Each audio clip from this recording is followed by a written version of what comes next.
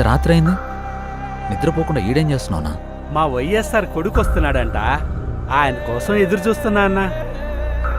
కాదన్నా, మీ వైఎస్ఆర్ కొడుకు వచ్చి నీ ముందు నిల్చున్నా నీకు కనపడదు కదనా?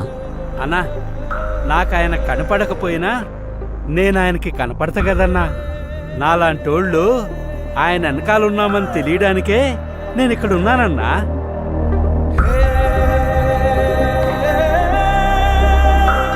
తండ్రి పోయాడనుకుంటే కొడుకొచ్చాడు.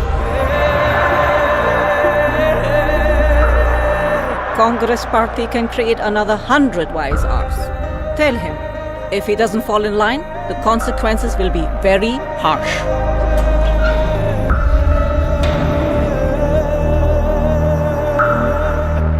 ఉన్నదంతా పోయినా పర్వాలేదు అని తెగించిన జగన్ లాంటోడితో యుద్ధం చేయడం మనకే నష్టం madam.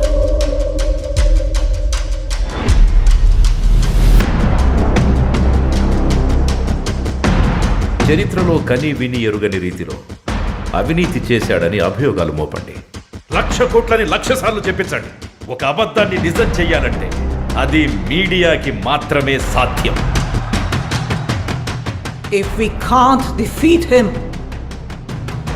we can destroy him.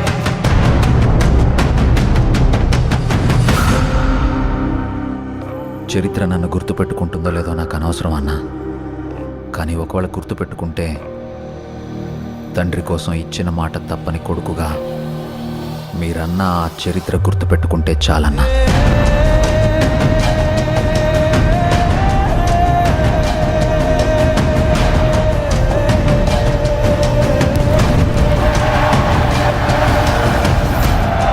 నాకు భయపడడం రాదయ్యా.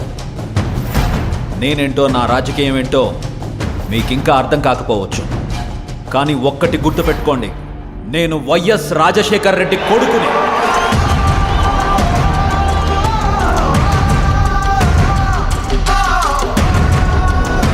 నా రాజకీయ ప్రత్యర్థినైనా శత్రువునైనా ఓడించాలనుకుంటానే కానీ మీ నాయకుడిలాగా వాళ్ళ నాశనం కోరుకోనయ్యా.